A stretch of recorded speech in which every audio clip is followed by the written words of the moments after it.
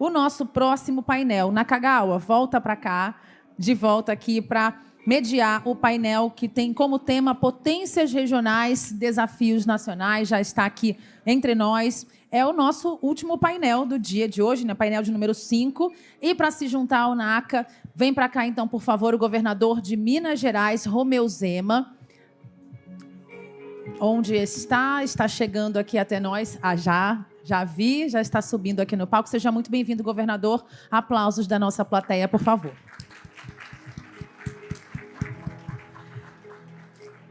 Helder Barbalho, governador do Pará, também se junta aqui à nossa mesa. Seja bem-vindo.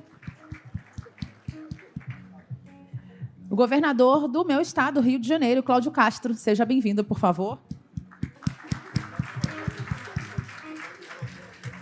Mesa completa. Peço a todos que se posicionem. Tudo bem, governador? Abaixo aqui das suas fotos para facilitar a identificação.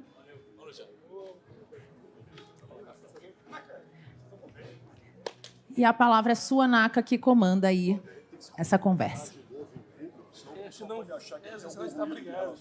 Muito bem, boa tarde, gente. Obrigado por estarem aqui, todos prestando atenção até este último painel, que promete ser quente aqui, porque temos 3 nomes absolutamente importantíssimos no debate político, econômico e de tudo relacionado ao Brasil. Este painel tem como tema Potências Regionais, Desafios Nacionais. Eu vou propor o início dessa conversa um pouco diferente, já que temos 3 governadores de 3 estados importantíssimos. Eu vou começar com uma pergunta única, começando pelo governador Zema, que está mais distante aqui da minha cadeira. Governador, eu queria que o senhor citasse uma grande potência, uma grande fortaleza mineira e que poderia ser usada para resolver grandes problemas nacionais. Acho que nós temos várias, Fernando.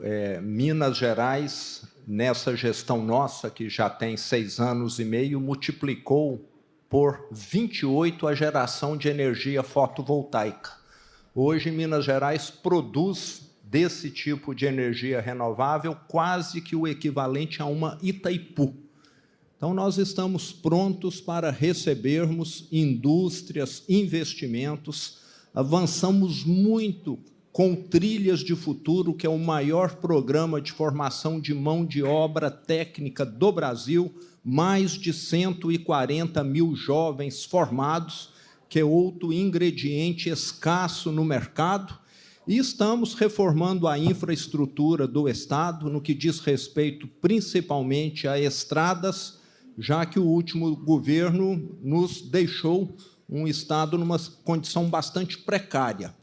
E, além disso, para quem acompanha, sabe que Minas Gerais é o estado do Sudeste mais em conta, mais barato, que tem os menores índices de criminalidade, um ambiente de negócios extremamente atrativo, desburocratizado, e temos batido recordes na atração de investimentos. Esse ano ainda, dentro de 2, 3 meses, eu vou falar com muito orgulho que, na minha gestão, nós teremos superado a marca de R$500 bilhão de investimentos privados levados para Minas Gerais, e também a geração de 1 milhão de empregos formais.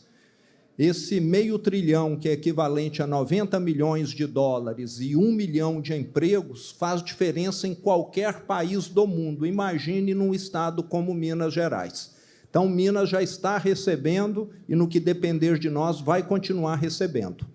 Muito bem. Governador Helder, o governador Zema citou geração de energia verde, contas públicas. Qual ou quais as fortalezas que o Pará tem e que poderiam ser replicadas para resolver profundos e grandes problemas nacionais? Fernando, é um prazer poder ter você como mediador desse painel. Agradecer ao João, a Camila, a Aninha, o convite de poder estar participando de mais um Fórum Esfera e, mais especial ainda, ter a companhia do Zema e do Cláudio neste debate tão relevante para o Brasil.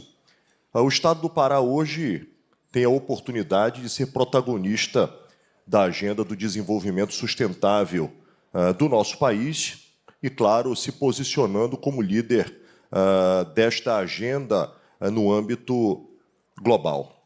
Temos o privilégio de ser sede do maior evento climático do mundo, o que salta o nosso Estado a um nível de visibilidade e abre uma janela de oportunidade.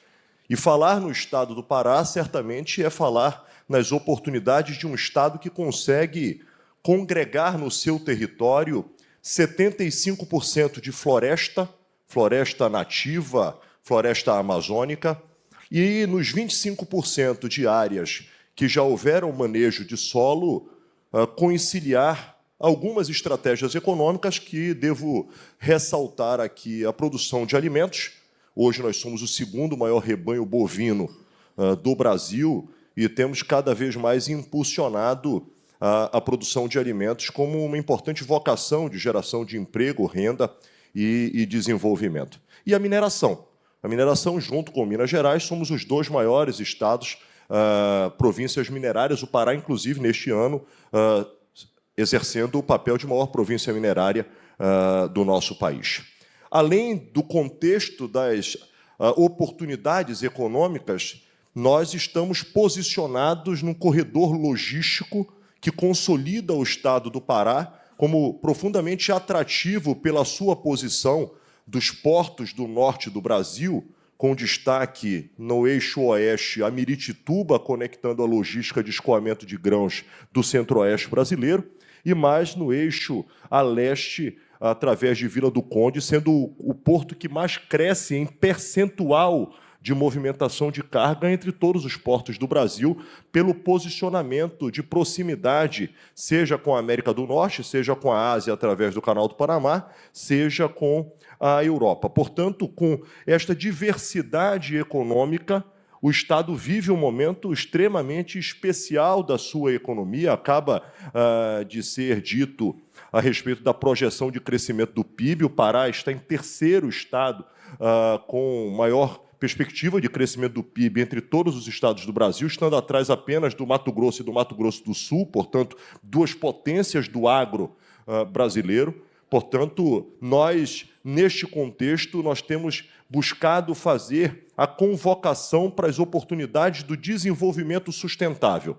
E o desenvolvimento sustentável, como exemplo para o Brasil, é mostrar que é possível produzir com preservação e preservar com produção.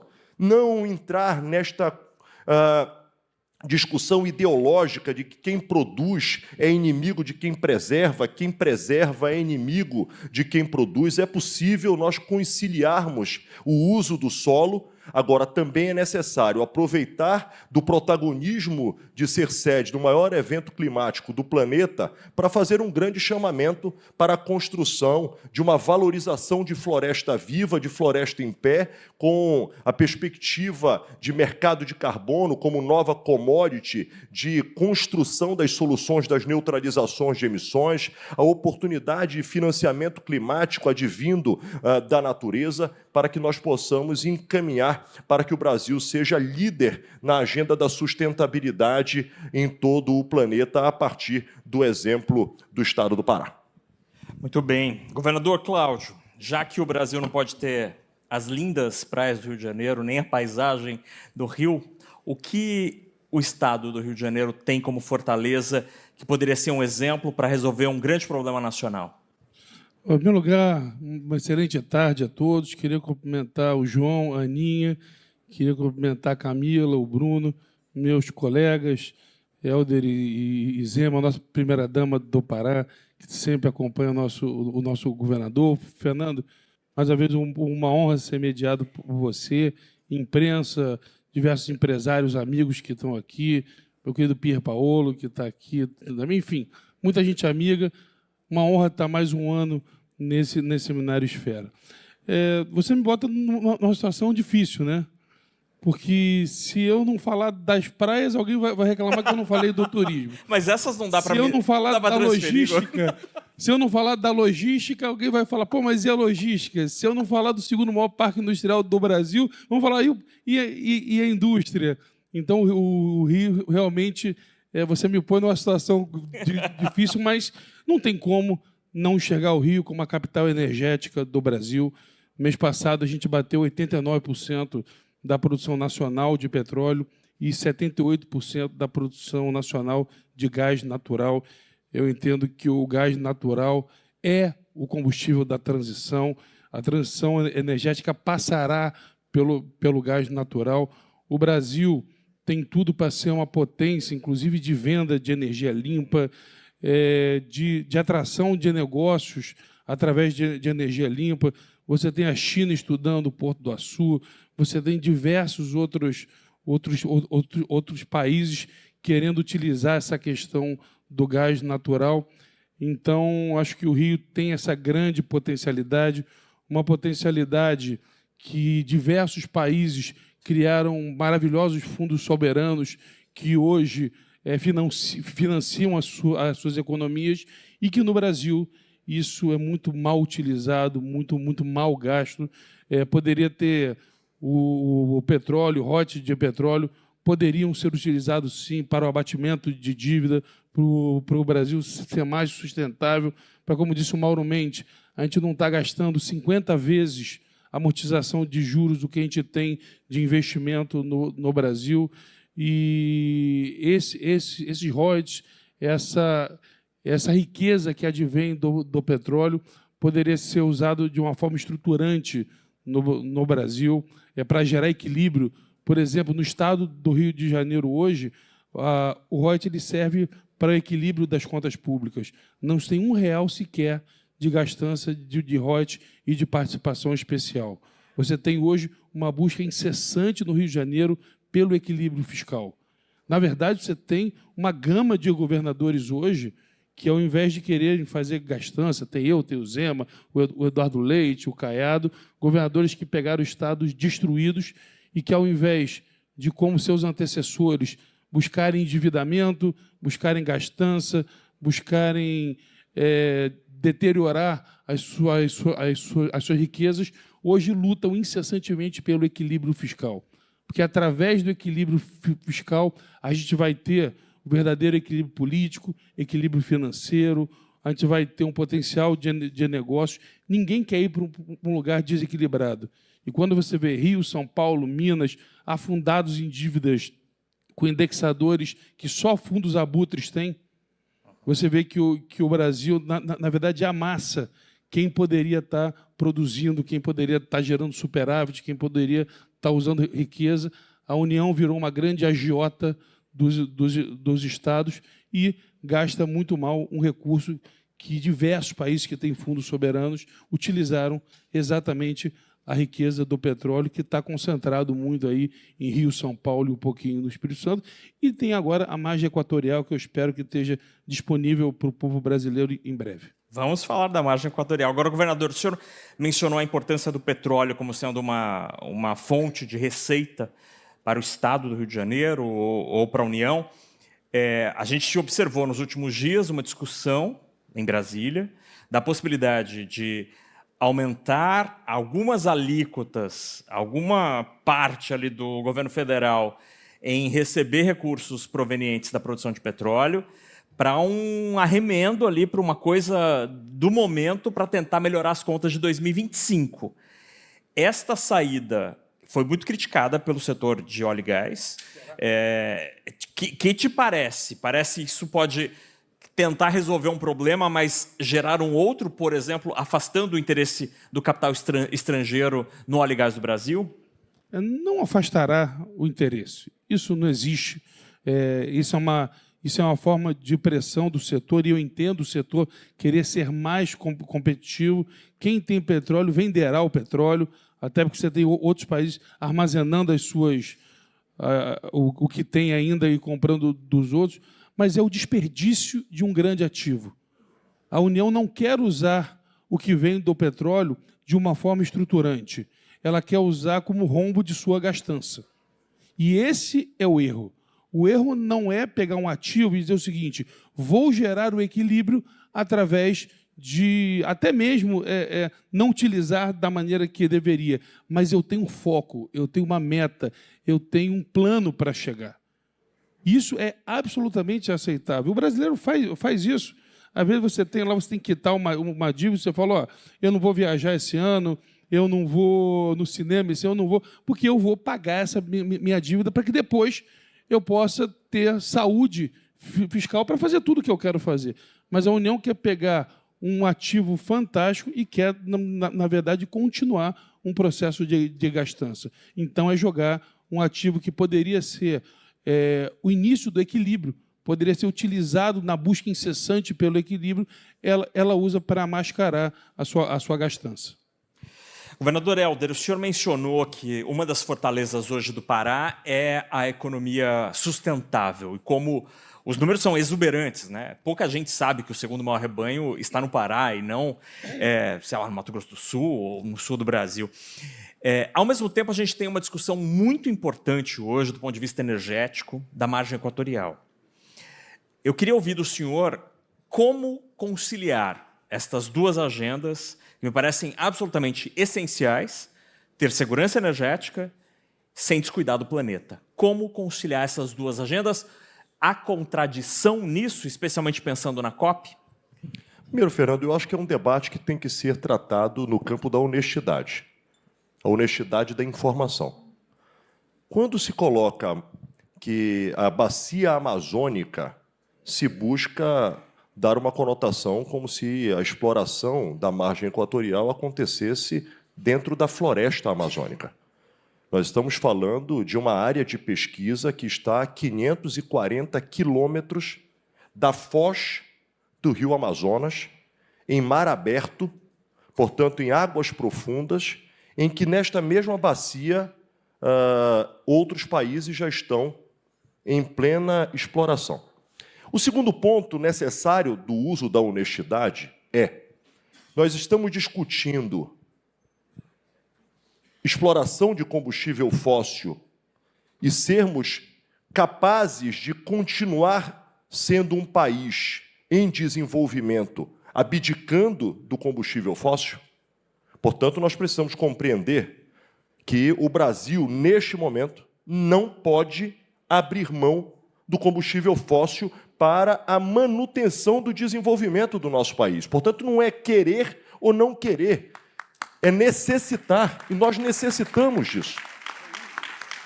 Um terceiro ponto. O que está em pauta neste momento é o direito à Petrobras de pesquisar. A Petrobras já atua neste ramo como referência global e não há nenhum incidente em modalidade de pesquisa offshore semelhante ao que está sendo solicitado nesse momento para pesquisa. Claro, a Petrobras tem que apresentar ao órgão licenciador todas as condicionantes, a capacidade executora, o plano de contingência e daí por diante. Em apresentando isto, não cabe, seja ao órgão licenciador, seja a governo, deixar de ser objetivo e pragmático e deixar se contaminar por conceitos ideológicos. O conceito ideológico fica para o Estado brasileiro, depois de se comprovar a pesquisa, se o Brasil quer ou não quer utilizar de uma riqueza. E aí o parlamento vai ser chamado, talvez se queira fazer um plebiscito nacional. Aí é uma outra discussão.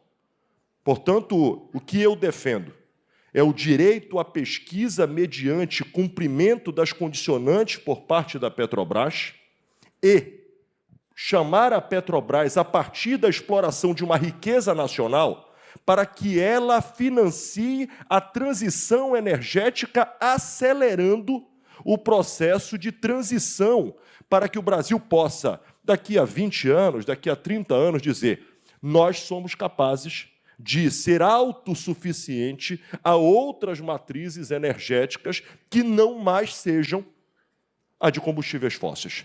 Fora disso, desculpe, Fernando, mas me parece muito mais um processo de usar da proximidade com a Amazônia para que nós sejamos usados como referência de bloqueio de desenvolvimento por conceito ideológico. E aí eu não posso achar que isso é razoável.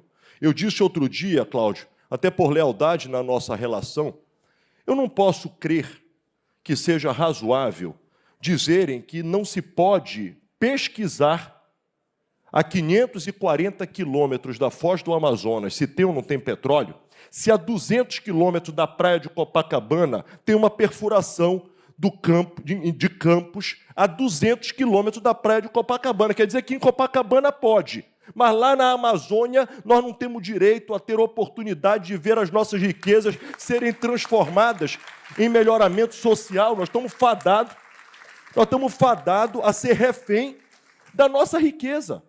Aí a Amazônia é a que mais contribui, e aí ao invés de nos premiarem por sermos o que mais contribuímos para o meio ambiente, não.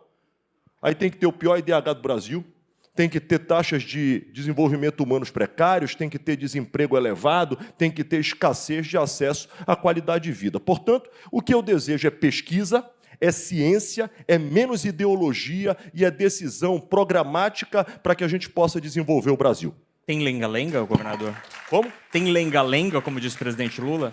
Não, eu acho que existe uma contaminação ideológica por quem deveria se pautar exclusivamente pela análise técnica. A ideologia deixe para os políticos, aos técnicos, a leitura e a análise fria das suas atribuições e responsabilidades. Apenas isso. Não, só uma coisinha. E lembrando que os vizinhos todos estão explorando. Está todo mundo explorando. E tendo o maior crescimento de PIB do mundo, advindo desta riqueza nesta mesma bacia. É isso. Governador Zema, o senhor, ainda nesse tema de energia, o senhor mencionou o gigante parque de energia fotovoltaica no estado de Minas Gerais. E aí eu queria ouvir um pouco o senhor, porque o estado foi muito feliz ao incentivar esse tipo de política de instalação dessas grandes áreas de produção, mas aí a gente se depara com a realidade.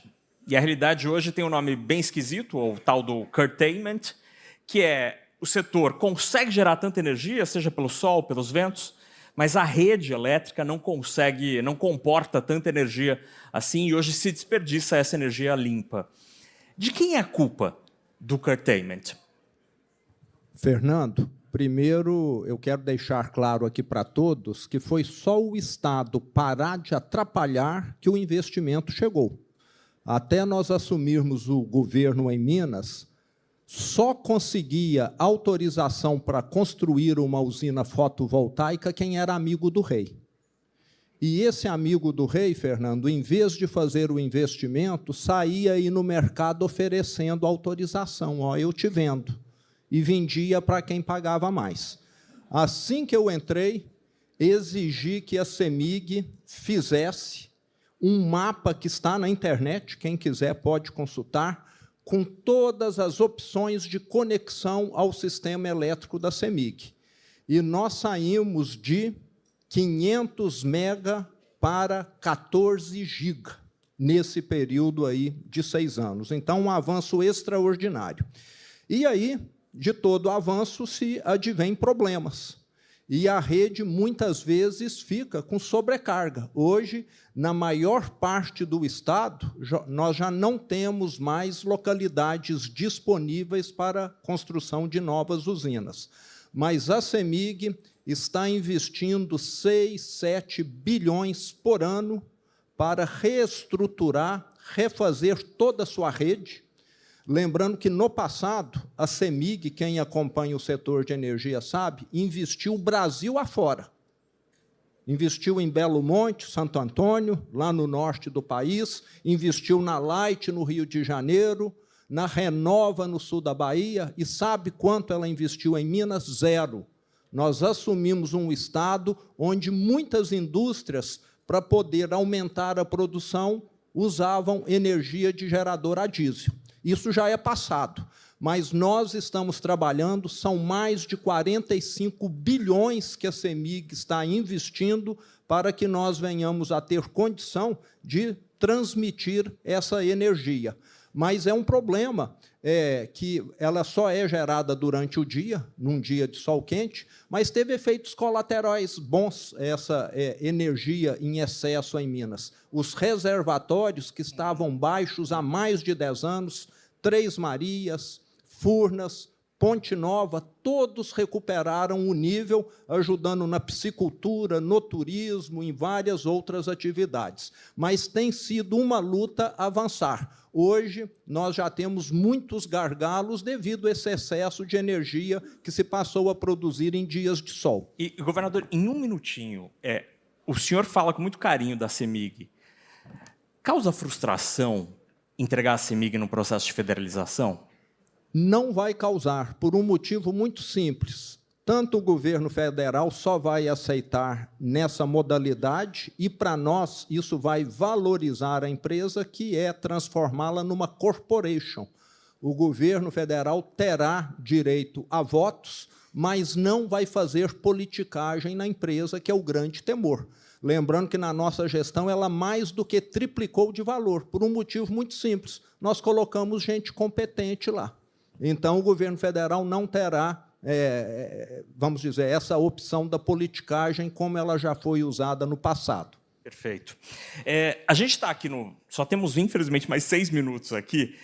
Eu vou fazer uma pergunta única para vocês três, porque são 3 nomes dos mais importantes da política nacional que governam estados grandes e que podem contribuir com esse debate. Então, eu queria ouvir dos senhores um assunto que está em debate na economia, que são reformas que deveriam ser feitas para atacar o problema das contas públicas. Que reformas são essas? E aí eu queria ouvi-los sobre qual seria a prioridade se vocês tivessem uma varinha de condão para decidir, olha, eu vou pegar esta reforma para ajudar as contas públicas. Que possibilidades, que cartas são essas? Primeiro, política de reajuste do salário mínimo. Segundo, desvinculação do orçamento federal com verbas, por exemplo, de aposentadoria, saúde, educação. Terceiro, reforma da Previdência. Ou quarto, reforma administrativa. Governador Zema. Fernando, eu te diria que as 4 são necessárias. E eu tenho experiência aqui por ter assumido um Estado arruinado pelo PT. Para quem aqui não sabe, 240 mil funcionários públicos de Minas Gerais tiveram, em 2018, os seus nomes inscritos no SPC e Serasa, porque o governo do PT descontou o salário e não pagou os bancos. Em Minas Gerais, nós tivemos prefeitos que abandonaram o cargo, renunciaram, que adoeceram e que suicidaram em 2007 e 2018, porque o Estado não fazia os repasses do ICMS e do IPVA para os municípios, que a Constituição determina. Então, eu sei do que eles são capazes de fazer. Assumir um Estado que não tinha um comprimido na rede pública de saúde. E nós, desde então, estamos reconstruindo. E nós atacamos em todas as frentes. Então, acho que o Brasil precisa fazer um enxugamento em tudo. Na minha opinião, no setor público deveria existir uma lei que determinasse que todo ano a eficiência aumentasse 1%, 2%, para que, a longo prazo, ele representasse um ônus menor para a sociedade. Governador Helder, salário mínimo, desvinculação do orçamento, reforma da Previdência, reforma administrativa. Dá para elencar o que seria mais urgente? Consciência política. Eu acho que é o mais urgente para o Brasil. Infelizmente, hoje, o que nós estamos vendo é uma relação política precária que faz com que nós tenhamos uma modalidade de semi-parlamentarismo em que se dá os benefícios do parlamentarismo sem dar as responsabilidades ao parlamento para que possa lidar com as transformações necessárias com o Brasil. Acho que este é um ponto que precisa ser enfrentado. Porque muitas das vezes a gente fica com a análise e olhando de que apenas a cobrança está sobre o Poder Executivo, e me parece que é necessário que nós possamos fazer uma reflexão de que o Brasil precisa ser reinaugurado no âmbito da política e dos políticos, para que nós possamos, a partir daí, construir um novo patamar de discussão sobre o enfrentamento da Federação Brasileira.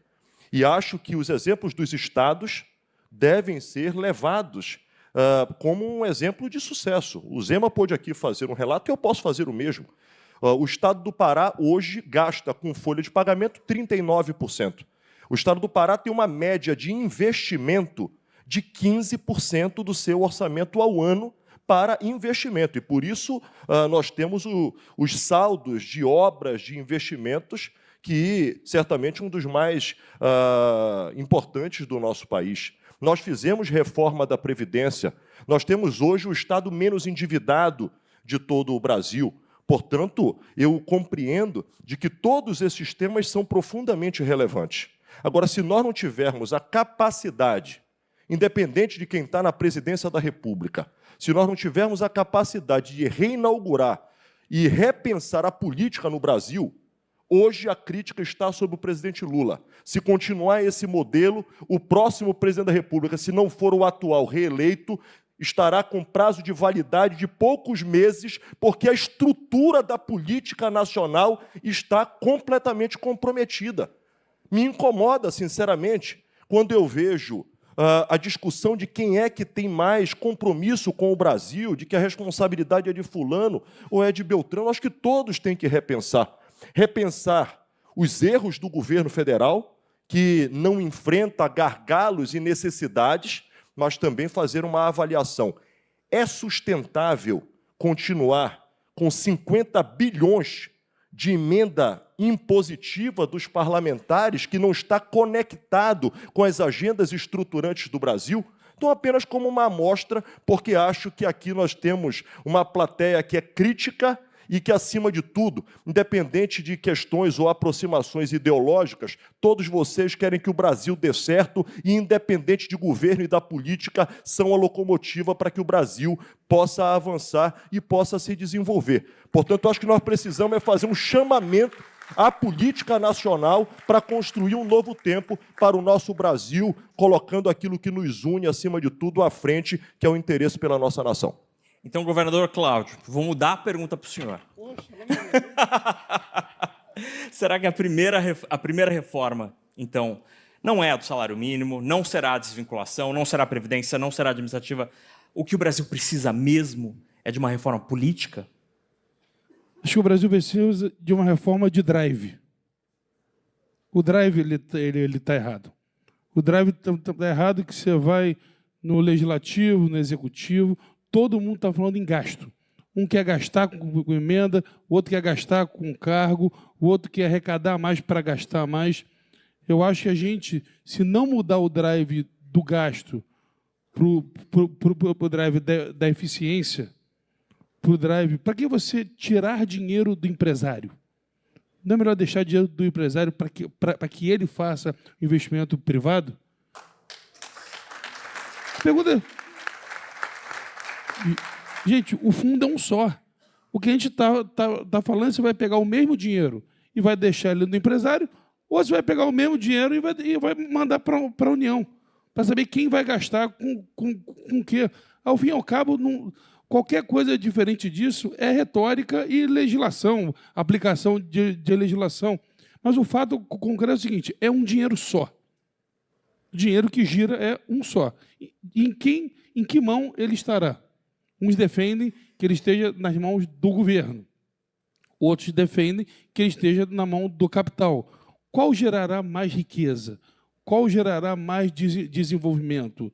Eu acho que você tem hoje, e aí não falam só do Rio, mas você tem uma gama de governadores hoje.